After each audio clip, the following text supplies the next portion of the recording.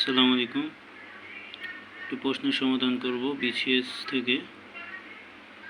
তাহলে চলুন ভিডিওটি শুরু করা যাক, এবং আপনারা যদি আমার পেজে নতুন হয়ে থাকেন অবশ্যই লাইক কমেন্ট শেয়ার করে সাথে থাকবেন। চলুন ভিডিওটি শুরু করি। আকাশে রংধনু সৃষ্টির কারণ কি? অপশন ক ধূলিকণা, অপশন খ বায়ুস্তর, অপশন গ বৃষ্টির কণা, অপশন ঘ অতি বেগুনি রশ্মি। এটা এখন ব্যাখ্যাটি জেনে নিব, সকলে মনোযোগ দিয়ে শুনবেন। ব্যাখ্যাটি হচ্ছে, আকাশে রংধনু সৃষ্টির প্রধান কারণ হলো বৃষ্টির কণা। বৃষ্টির কণা এখানে প্রিজমের কাজ করে। বৃষ্টির কণায় যখন আলোক রশ্মি পতিত হয় তখন বৃষ্টির কণা ওই আলোক রশ্মিকে 7টি রঙে বিভক্ত করে, যাকে আমরা রংধনু বলি।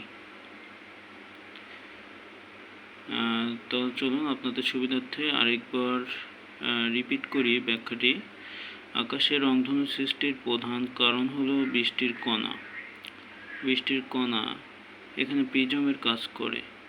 বৃষ্টির কণায় যখন আলোক রশ্মি পতিত হয় তখন বৃষ্টির কণা ওই আলোক রশ্মিকে 7টি রঙে বিভক্ত করে, যাকে আমরা রংধনু বলি।